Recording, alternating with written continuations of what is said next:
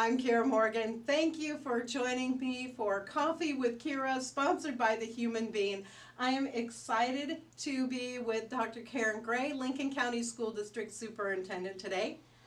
So, Karen, tell us a little bit about how things are going with the school district as we've just come off of spring break, and next step, of course, is graduation. Well, we are very excited once spring break is over because we are heading down the pathway towards the end of the school year, which is around the corner. And we really do, in the school districts, we pump up our game even more after spring break, because it's so important that we get to everything that we had planned for the kids and really send them away to their summer with great knowledge, things they can do over the summer to keep that going. So graduation is around the corner. It's June 8th. We have all of our graduations on June 8th, but our charter schools are on some different days. We have one on the 1st and one on the 7th. And graduation rates are a big deal in Oregon and in the nation. Our graduation rates are excellent and moving up in Lincoln County. They're higher than in any other school district I have ever worked in. And That's that awesome. is wonderful celebration. Woo woo. Yeah. And it is a wonderful celebration because it's a culmination of everything we've done since preschool. So we see in Lincoln County, we see a progression that our preschoolers, our kindergartners, our seniors, and how are we going to get them through the process so that they graduate college and career ready, not just to walk across the stage and have a handshake, but so that our kids are college ready, career ready, life ready. So that's a very exciting time for us, and we're measuring that. And the school district has several things in place to help students along with that path, all the way starting at kindergarten, middle Correct. school, and high school. Can you talk a little bit about the CTE programs? I can, and I'll actually start backwards. The preschool programs that we have that are in all of our areas, we have the Cubby program in Newport. We have early childhood education programs in all of our high schools. That means that our high schoolers get to learn how to be preschool teachers and how to work with children. So, and then the children, of course, are the beneficiaries. They get to learn about their ABCs and their 1, 2, 3s and how to be socially learning early. So that's what we do before school even starts, and then kindergarten through 2nd grade, or kindergarten through 5th grade, 6th grade. We are also working diligently on a new reading curriculum.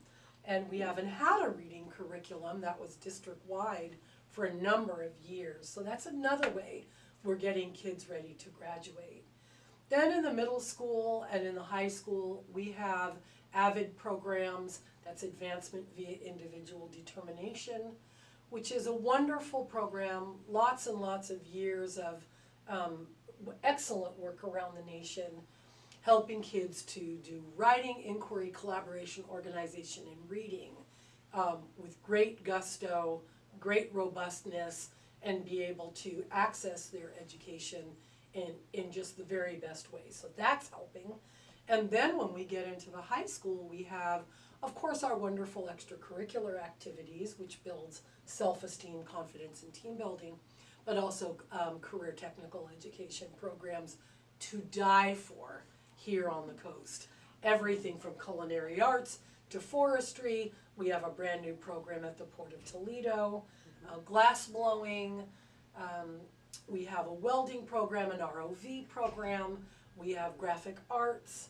We will be kind of chronicling all of this in a brochure by the end of the year. All these things help our kids to be able to be absolutely college and career ready for what comes next, recognizing high school graduation is great, but it's nothing if you're not ready for the rest of your life. Absolutely, I couldn't agree with you more. And Karen, it's really great that you're getting out in the community I am. and you're meeting with people and you're talking about important issues that the students and also the teachers are facing. You started off with your conversations talking about restorative justice, which is phenomenal. Can you explain a little bit about that aspect? I can, and thank you for remembering. Good memory, you, with all that you do and all you cover. That's amazing you could remember that. We are a restorative justice school district, and we're not there yet. But what I've learned in the community is we have many partners that believe in restorative practice. So let me tell the audience a little bit about what the difference is between restorative practice and traditional practice. In traditional practice around student management and discipline, it is really all about punishment, that we're excluding kids from school. You did this and now you're out, and you did this and now you're out. And what we recognize now is that that has not produced any kind of success for children or families. What it produces is dropouts and people who are delinquent, frankly, and end up in the prison system. And we in the school district are tired of being the pipeline to the prison system. So restorative practice seeks to bring relationships together where if I offended you, we sit down and talk about, which is mediated, we talk about how what I did affected you. How'd that impact you? Maybe you stopped going to school. Maybe you got stomach aches. Maybe you cry a lot. And then I begin to realize that what I do affects you. Wow, now I'm not just the only one here.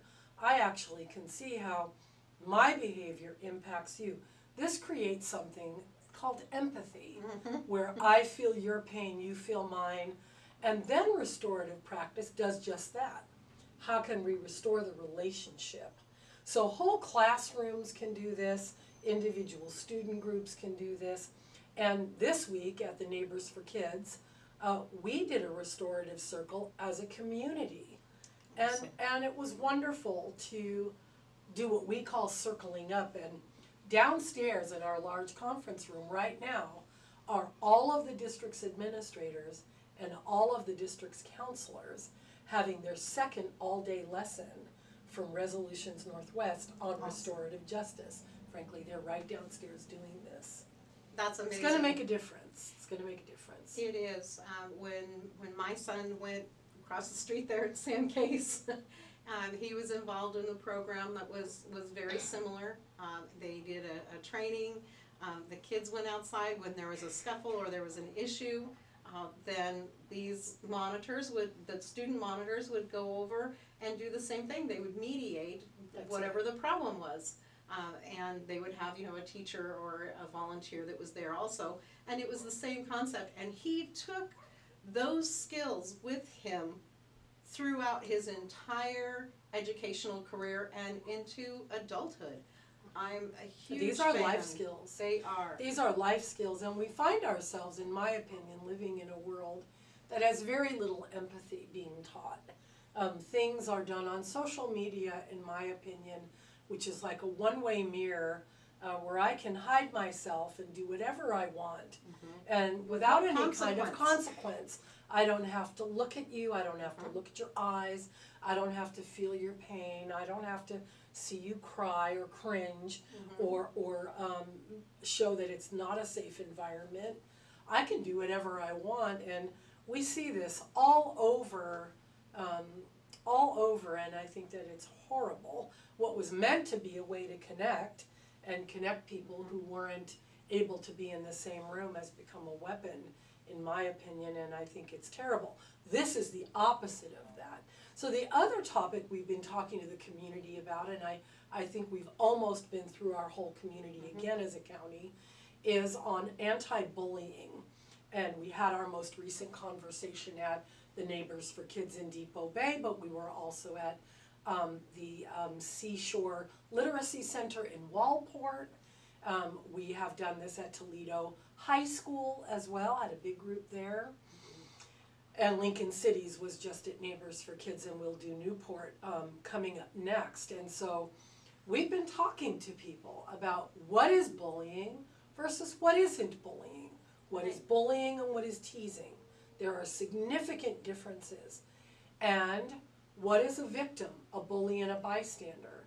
And what can be the consequences to bullying for the bully, who's also our kid, and for the victim of the bullying?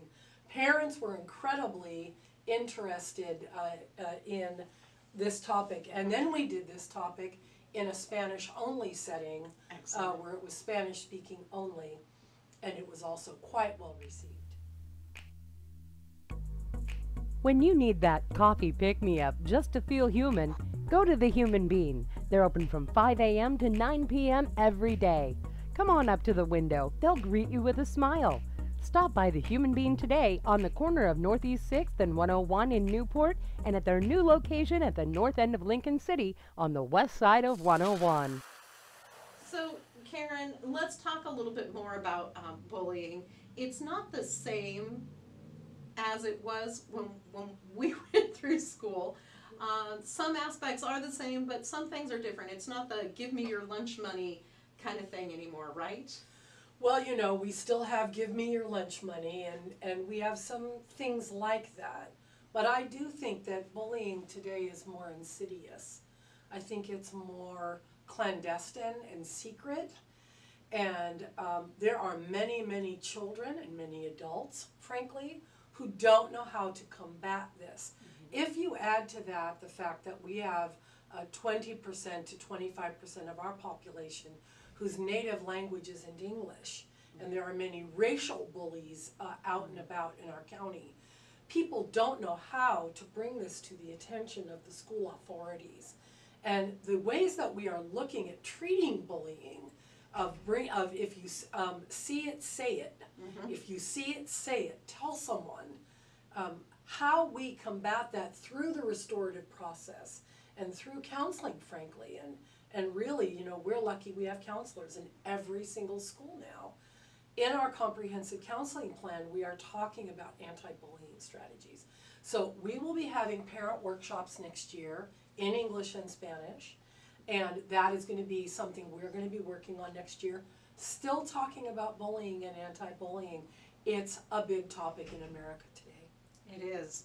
And I'm so happy to hear the systems that you have in place to tackle these things and really have Lincoln County as a leader in school districts across the state and possibly even in the nation by having these systems in place and by using the restorative justices and having these conversations and getting that out there to the public and pretty much saying, we're not taking this anymore. This is how we're fighting back. I could not say that any better. And once again, I would like to point out that this is for everyone, and this is about how we treat each other. That's a lot of the conversation we're having today is around trauma-based practice, fostering resilient children who are able to have confidence and self-esteem. Bullying drags down the human personality and the human will.